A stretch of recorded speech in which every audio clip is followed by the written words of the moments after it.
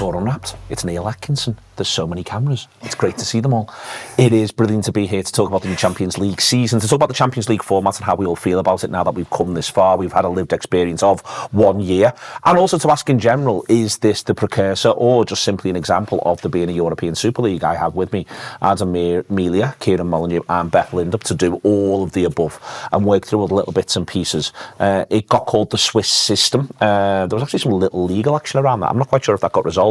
Someone else said, no, it wasn't Swiss, it was ours. We'd quite like UEFA to pay us some money, please. But where that ended up is a separate matter. All 36 group stage teams, league stage it's now called, are put into this one big table. We know this by now, and then there's the draw, pot 1, pot 2, pot 3, pot 4, and that's the way in which it's worked, 9 teams in each pot, and then they go from there. What are our views? Genuinely, we've had 1 year of lived experience, 1 year now of looking at Liverpool's fixture list and everyone else's fixture list this season. Beth, what's your view on this model for the Champions League? Are you a fan? Are you not a fan? I am a fan actually, and I'm surprised because when it got announced, I think the overwhelming thing from a lot of people was, oh, it's just 2 more games and it's another sort of money making thing, and all of this stuff about UEFA saying, oh, it's to make it more exciting, is just a little bit of, a bit of a shtick when really it is just about the money. But I do think, actually it was exciting last season. I think, quite often in the group stage, it can feel like you're going through the motions a little bit, and you look at some of the fixtures that Liverpool had in that group stage last season. Obviously, the standout was Real Madrid, but Leverkusen as well. Some really, really good games in there, some really good performances, AC Milan away as well. So I think from a Liverpool perspective, the league phase was enjoyable, and I think it made it more exciting in terms of watching other teams as well. The criticism from the grey-bearded, Beth, to me, seemed to come down to it's a lot of games to only eliminate 12 teams. Yeah. Which I think you have to accept the mathematics of to a degree. It's a lot of games to effectively only knock 12 teams out of the competition. Yeah, it is. And I think the fact that Liverpool obviously did well in the league phase meant that they didn't have to play 2 games in, was it February that the playoff was? So I think, perhaps if Liverpool had got to that stage, maybe it would be a slightly different thing, because that would have been 2 other games at a time of the season when you really don't want them. So, I do take that point. I think from Liverpool's point of view, the biggest criticism is probably that, they did so well in the league phase. They won all but one of the games. Obviously, the last game that they didn't win was because it was heavily rotated, and then the reward for that, if you like, is finishing, is getting a draw in the last 16 against PSG. Now, whether you do something in terms of seeding or things like that, or whether you just put that down to PSG not particularly performing well in the league phase and it was just a little bit unlucky. Yeah, I'm always a little bit like Peter Wright, knocked out Luke Humphries from the darts. Yeah. And the darts is seeded, and that it just sort of can go that way from time to time. But we can come back onto that in a minute. Did you enjoy it?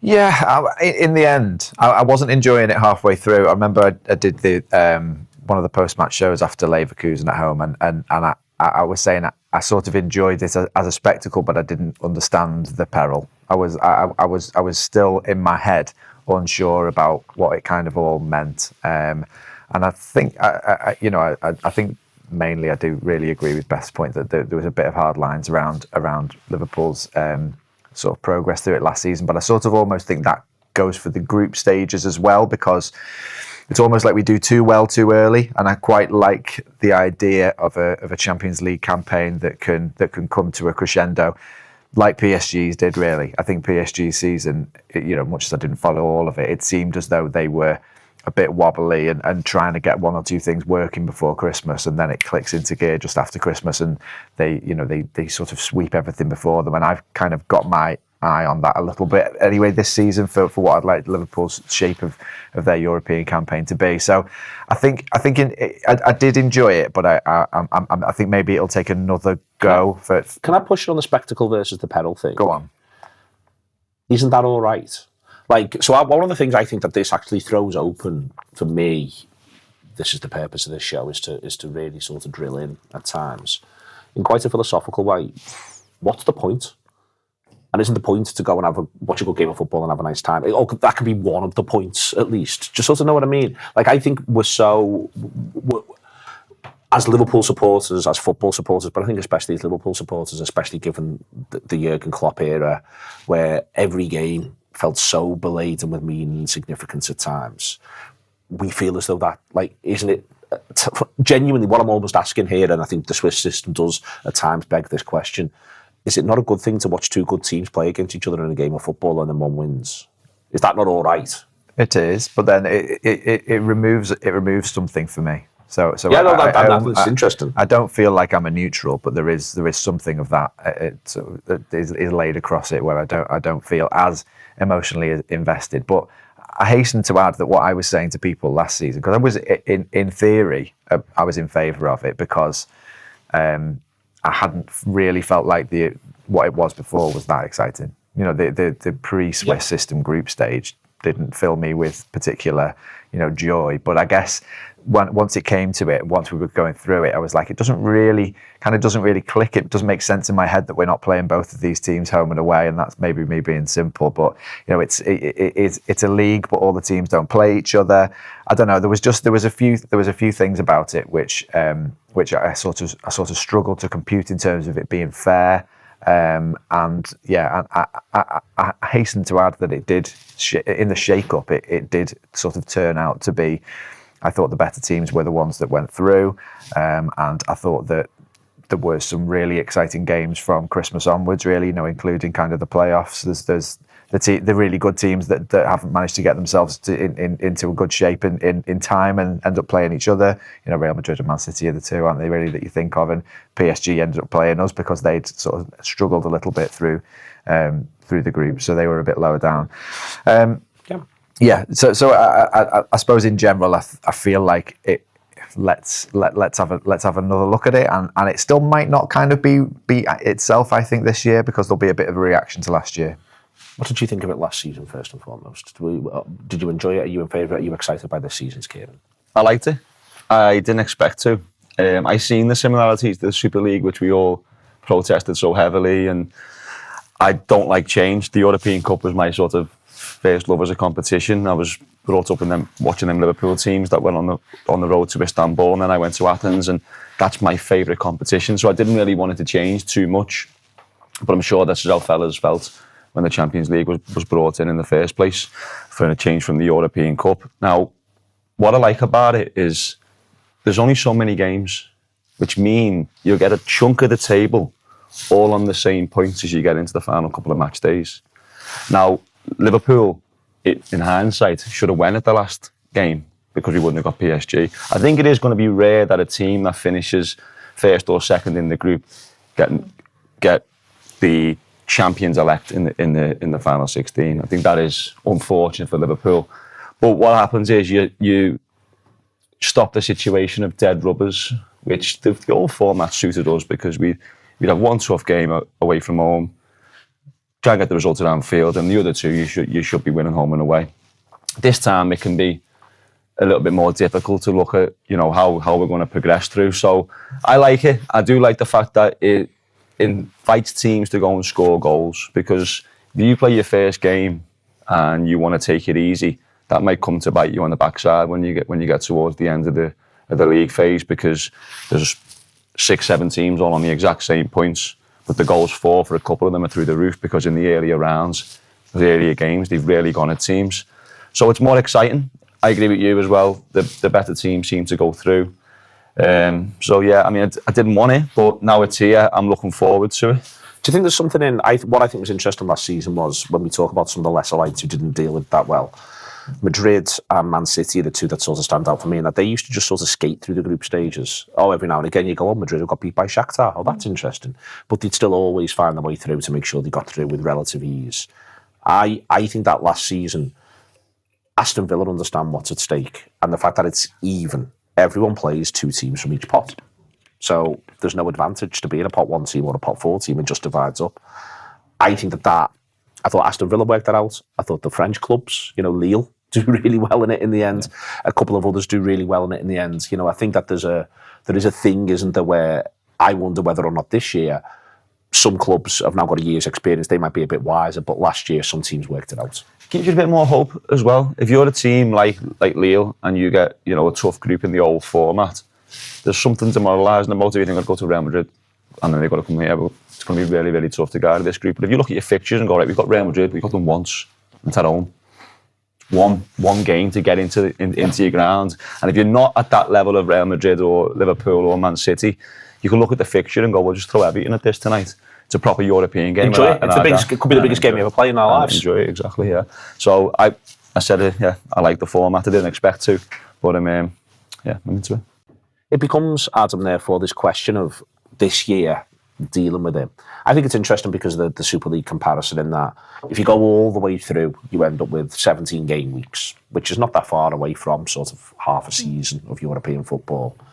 But it is now very, very clearly broken into two. And I think that besides last season, you can be Real Madrid and think it was nice when we beat City home and away. But there'll be part of people in Real Madrid going, can we not have a situation where we need to beat City home and away, please, in February? We need to make sure a little bit more. You know, I think everyone will have taken a little bit of learning, but what that means is it'll be different again. Yeah. And, you know, you can end up breaking it down to, well, it's just football matches, but to how you sort of try to work the tempo of this out, you know, I think it's again going to be another bit of a learning exercise. Yeah, that's really what I think. I think about the normal league season as well. You sort of you can't tell what a season's going to be like until you're a few games in. Seasons have different shapes, and I think with something like this, whether it's a new competition, you can sort of see why that happens because there's a bits of reaction for each team to what happened previously, and then there's the vagaries of the draw and things like that. So you used Real Madrid as an example. I think Liverpool as an example. We've got a tougher draw this time, but we will also be. I think it's a head scratcher for Liverpool because they couldn't have been asked to do much more. Obviously, they could have beaten PSV Eindhoven, couldn't they? But it felt churlish at the time to sort of say that, and it's silly to sort of say that you can win all them and you still don't kind of get the reward of a free one. So, yeah, I think there will be a little bit of teams attempting to try and taper their run to try and come to a crescendo and come to form, whilst still staying in that bit where what is it? Which number is it that don't have the February playoffs? The middle eight. Yeah, kind of thing. It's 9 to 24, so you need to be top 8 to avoid that playoff, and that's. I still think you've got no sense as to, there was a lot of argument last season. It was 16 points last season, but I think it was still a goal difference facet. But it was 16 points last season for 8th, Beth. This season it could be 17, it could be 18, it could be 14. It's unlikely to be 14, but it could be. And I think this is still, for clubs, they will still be trying to work that out. I don't want to just sort of turn this into talking about Atletico, but I think in all football, at the very least, having a philosophy of win your home games is no bad thing. But I do think that there is a little bit of a thing, I think, for Liverpool where they will, the vagaries of this, Liverpool this time to get Galatasaray, it's probably away, it's probably the toughest pot 4 team.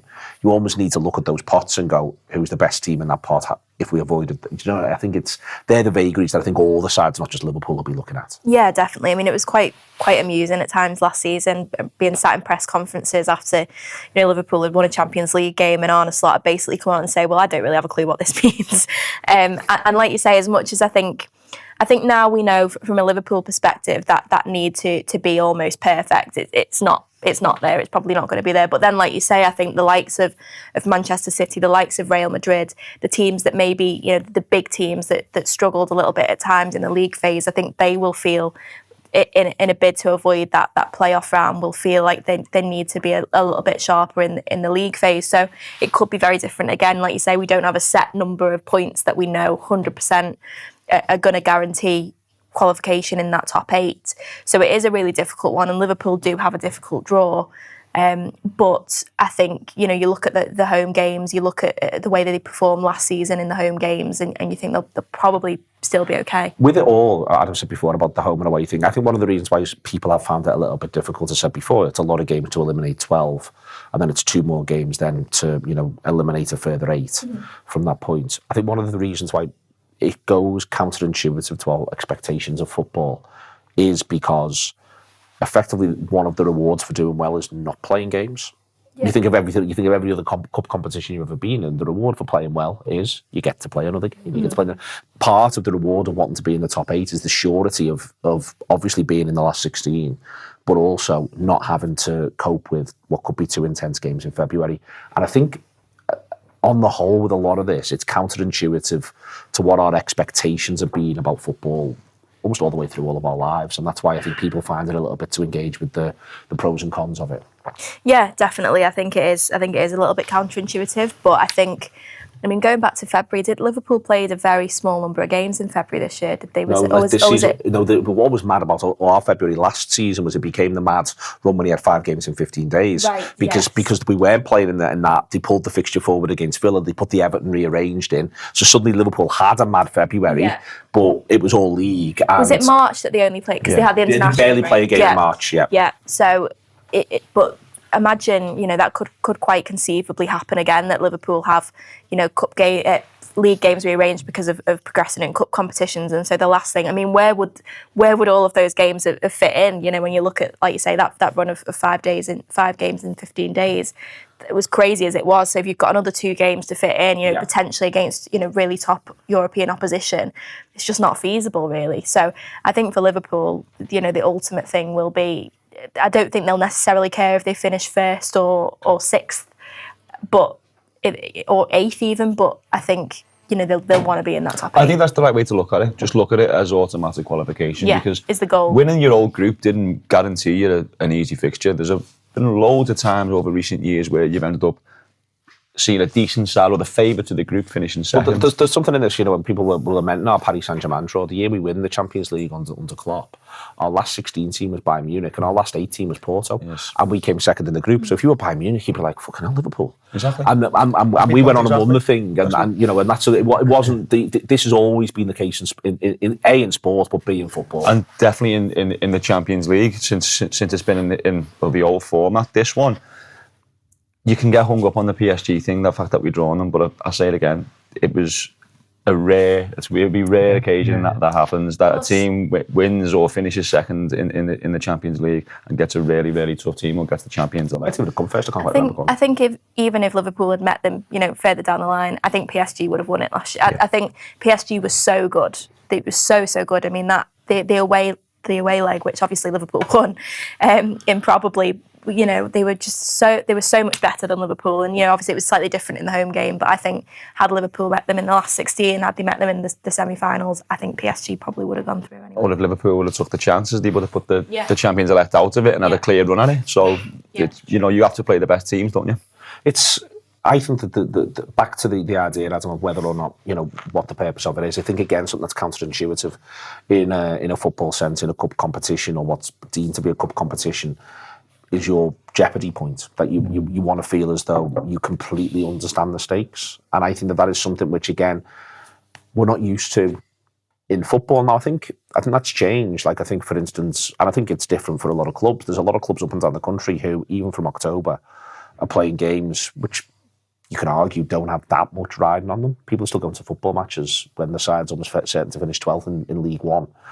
Again, I think we're an extreme example of this, but I think it is something that if you are in a cup competition, maybe it will feel this season when you get to Game 3 against Frankfurt, Game 4 against Real Madrid, a little bit more like we do understand the stakes. Maybe if we've dropped points in one of the first 2, ironically, when Real Madrid come to Anfield, there's a bit more of the energy of, we need to win this because we need to make sure. Do you see what I mean? Like maybe almost why it did feel from a Liverpool point of view, shorn of jeopardy last season, was actually we were just winning. We were just doing well.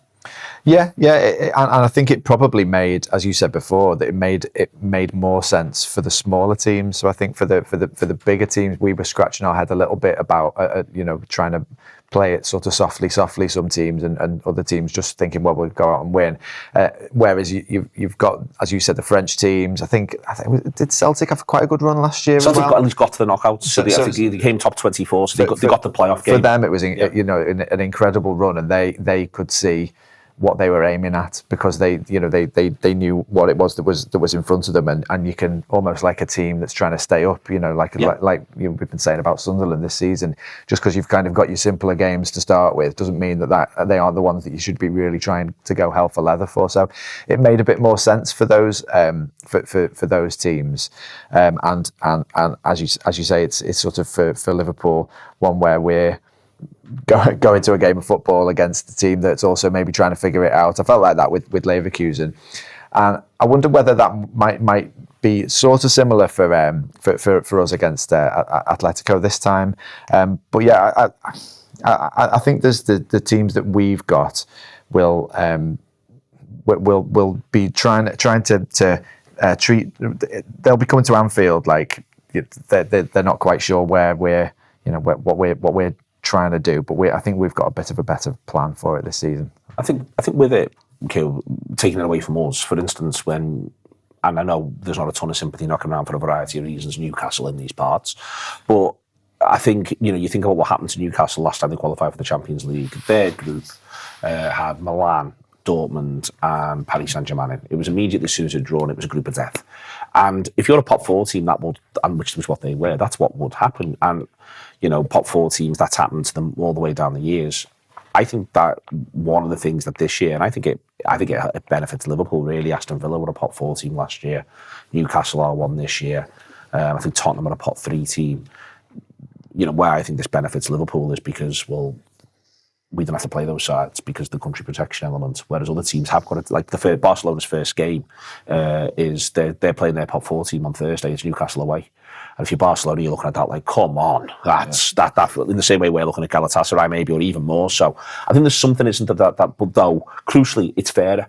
It's fairer to whoever's in pot. It's fairer to Karabag. Yeah. It doesn't give Real Madrid a massive advantage over Karabag, for instance, and it's not like Real Madrid haven't already got a massive advantage over Karabag. I was saying before, if you're Karabag in the old format and you got Real Madrid twice back-to-back in the Champions League, you're almost looking at them going, what's the point being in this competition? We've been dealt a terrible hand.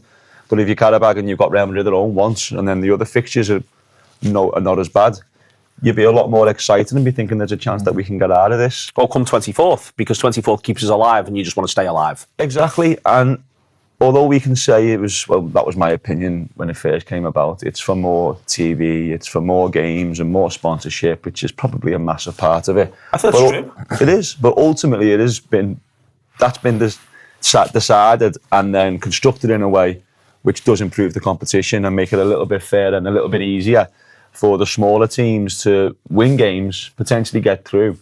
And if a team like Karabag finished 24 and qualified, that's humongous. But if you're Eintracht or you're like Lille, like you were saying before, it's really exciting. I think this system compared to the previous ones, they'll be thinking that they'll be really excited about all of their games and thinking not only have we got these big teams coming, but we can get through it. We can get to the knockouts. Do you think that's something else that's almost counterintuitive with how it's been viewed, especially in England, Adam? Because there is, rightly in a number of ways, don't get me started, suspicion about UEFA.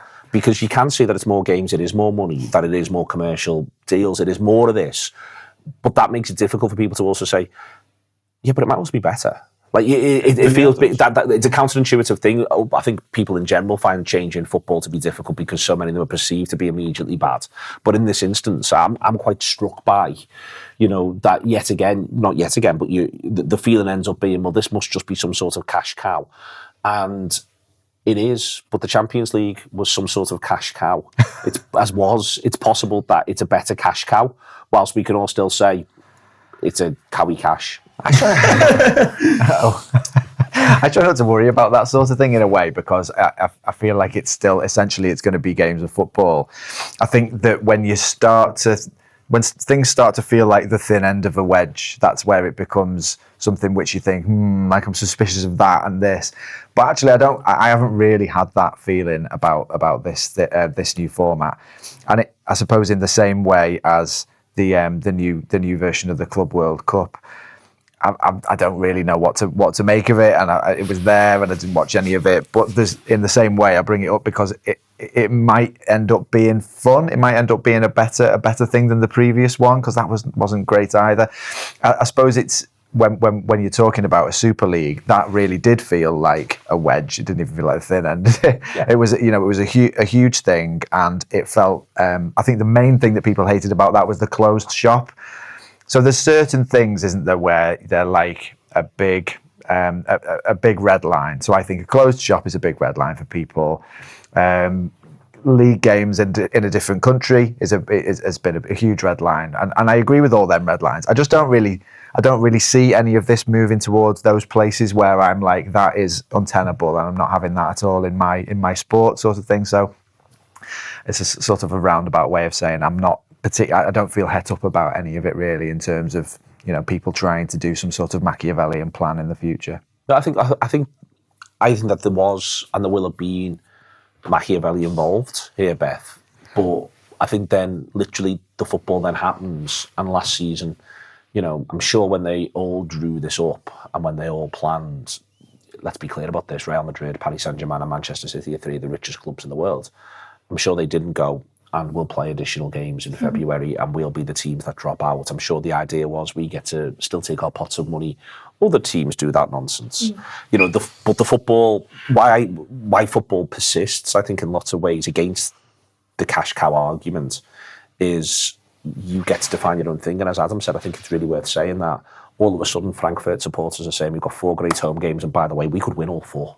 That's their attitude. Their attitude is sides that are in the bottom of pot 2, top of pot 3, that level of team are looking at their homes going, the Frankfurt supporters will be looking at Liverpool going, we'll beat them. Yeah. We can beat them.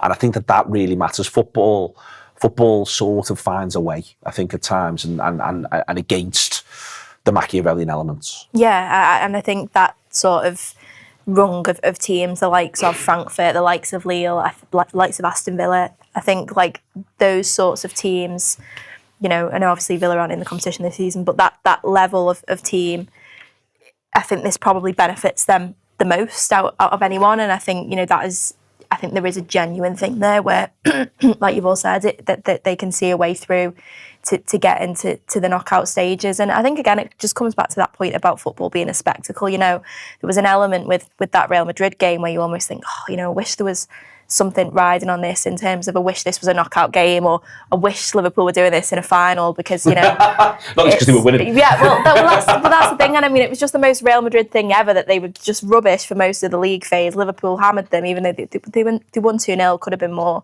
at Anfield, and Liverpool were great, and then Real Madrid still managed to get to a stage further than Liverpool because that's just what they do. But yeah, as much as there was an element of like, you wish there was something more riding on this, it's always good to beat Real Madrid, isn't it? It's always, and those sort of individual moments throughout a season, you look back on that game from last season, and I think that was probably one of the highlights, and it didn't lead to anything tangible. If anything, it probably led to Liverpool ended up against PSG because they finished top of the league. But I think those moments are what you're invested in football for, and I think the more games like that, the more enjoyable it is for the vast majority of people. There's something rather on a thing as big, isn't it? Because there's always something rather on it in this format. Unless you are 6 points clear on the last game, and you've lost 6, or you've lost 6 and you're guaranteed out.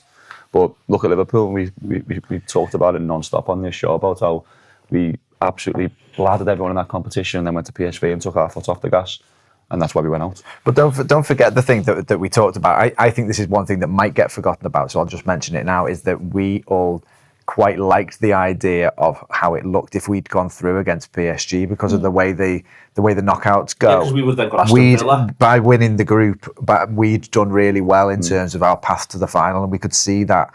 So just because we get knocked out, I think that still shouldn't be lost in terms of what we try and do this season. We shouldn't sort of be maybe just thinking about let's get through. We should be trying, still trying to win the. But to go back to that Madrid game though as well, Adam, like firstly, footballers imbue football matches with meaning.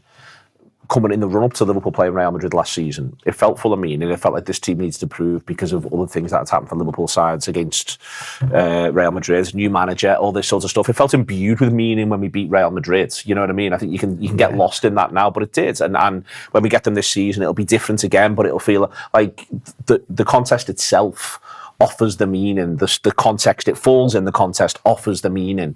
I think you can see that. But I've currently got that about Atletico though. I know it's because it's tomorrow, but I feel like they're the ones that I'm sort of more sore at, really, still from 2019. But I mean, you can put Adrian in the hat with them, and hopefully he'll sort of turn out in an Atletico shirt, and we can have revenge on Atletico and Adrian all at the same time. But yeah. I've got that. They were one of them teams which I was thinking after that, we'll have them one day. So as Beth said before, it's a shame that it's not the knockouts because, I do have a distaste for them after that night. Plus they sort of made the world end immediately after that fixture. Let's talk about the cash cow sort of elements, Beth, in amongst it, because the Super League was much mooted, knocked over very, very quickly by the reaction of supporters. It never quite had the appeal that I think the very rich men who sat in rooms were convinced it would have, and it sort of fell away. This, ultimately, we do need to be clear, and Liverpool do benefit from this. The bigger clubs do get more money. There's coefficients that are involved. There's going deeper in the tournament that's involved. So, I think that whilst if you are Lille, if you are Frankfurt, you can do well out of this. There is so much money in it in the way in which it gets distributed. It remains still top heavy for all football clubs. Yeah, it does. And I think in an ideal world, that wouldn't be the case. But I sort of think, whatever the format would be, the way that football is now, it does favour those big clubs. And we are lucky in the sense that Liverpool are one of those big clubs and they're one of the clubs that benefit from it. And, if everything was fair and equal, then that would probably make life harder for Liverpool. But yeah, I think going back to what you guys said before, I think the whole cash cow element, it was a cash cow before, and it still is now. So I think, unfortunately, that is where football is at this moment in time. I don't necessarily think this system makes it a lot worse, but it is the way that it is, and there are worrying things happening in football at the minute.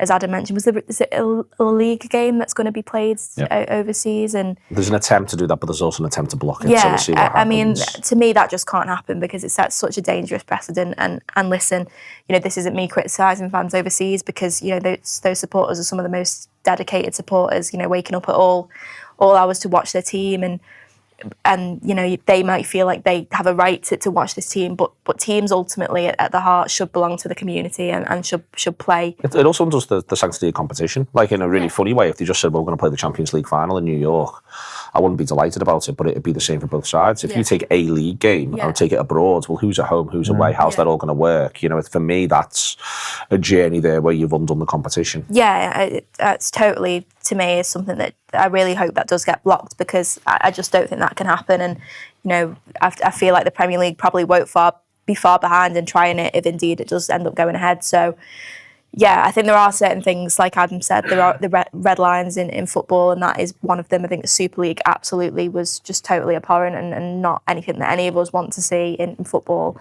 And yes, there is an element of this that probably is, it does favour the bigger teams, but I think whatever system you have, it's going to do that. Closed shop's an interesting thing, because I'm strongly against a closed shop.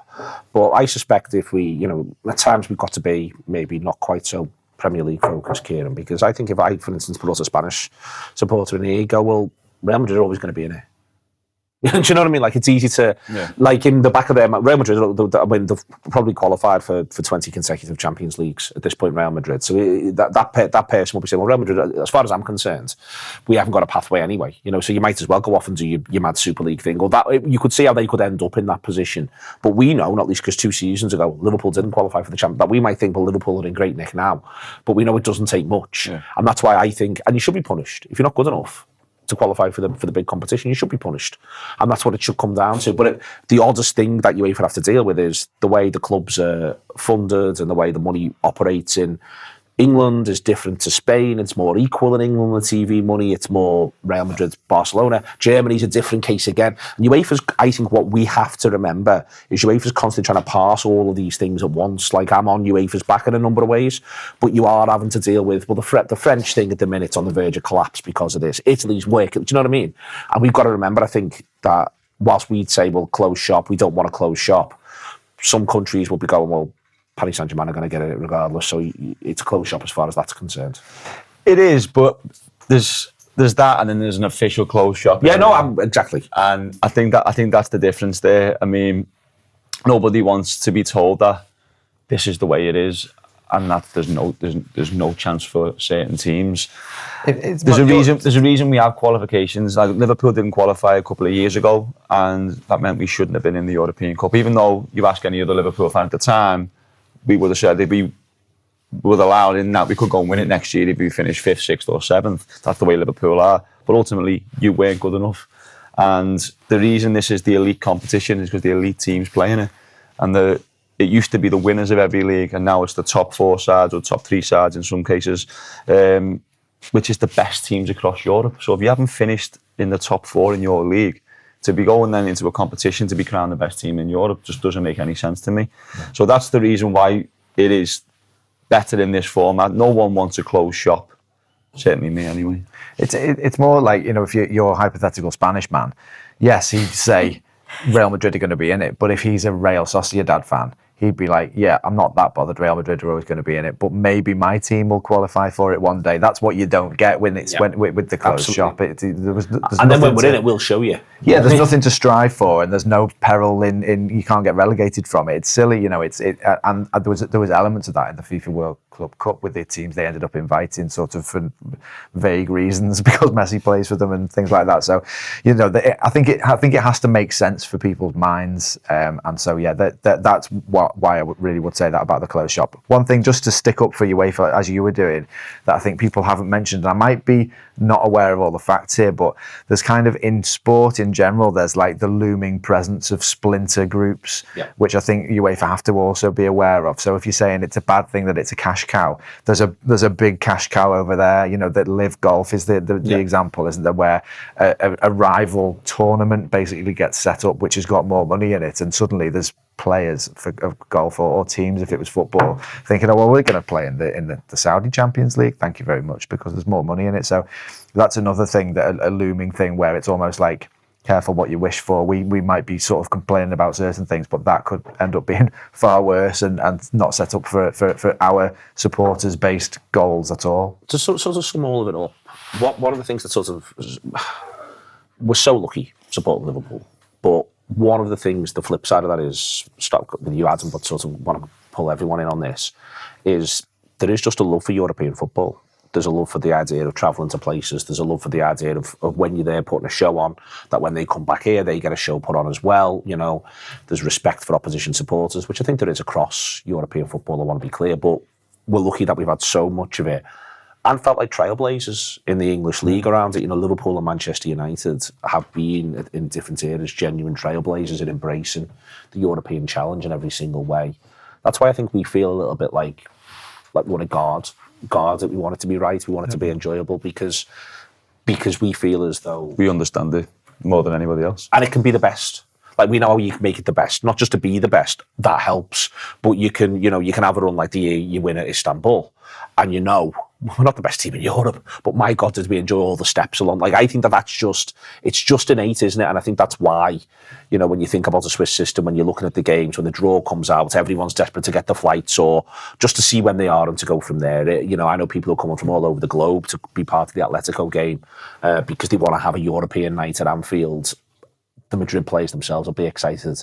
This does feel like it's our thing in a way that might piss some people off from time to time, but I think we want to wear it well. Maybe it pisses people off. I don't know. I think everything we do pisses somebody off. But I feel like we seem like old hands at it, really, and it doesn't get any sort of less meaningful or exciting. But when you see other teams, so like Newcastle 2 seasons ago, that felt like, it didn't go that far, but that felt like a real kind of Liverpool European thing that they were doing there. And I think Villa were really excited last season. And this season you've got, is it Palace and Forest? I'm thinking of. Well, they're playing European football for the first time. European football, yeah. So there's a thing there where I think they are feeling, without certainly saying it, certainly Forest wouldn't say it, is that they're doing a bit of a Liverpool style European adventure. But yeah, and I still love the fact that teams love coming to Anfield, and there's people I know that support different teams around Europe that are always got their fingers crossed that they'll get the Anfield trip. I've got a good friend who I keep mentioning on these shows for some reason, a Frankfurt fan, who was really excited to draw Liverpool, but a bit like, it's at home. Yeah, would have been great. Yeah, the way around. I think with it, Beth, we're aware of the steps to the achievements. It's really interesting just listening to all three of you talk about Paris Saint-Germain last year, and almost that feeling that came from the game. beforehand, but certainly by about 20 minutes in, where I think of the first leg, where I think everyone just had an immediate sense of, well, we're probably looking at the European champions here. Let's see who it is. And that is odd, but we all, I think, had some of that energy whilst that match was going on, because of how impressive they were. We knew what we were capable of, and we know what it takes. And I think that's always in the back of our minds, as well, as Adam says, being old hands at it, just having a really strong sense of course and distance around this, that I, other than maybe Manchester United, just don't feel like other English teams have quite got. That's not to say they can't enjoy themselves. Yeah, and I think, football at its heart, for fans anyway, should be about the experience and the enjoyment of it all. And so I've worked a couple of the European aways last season. One of them was PSV, actually, so there was very, very little riding on it.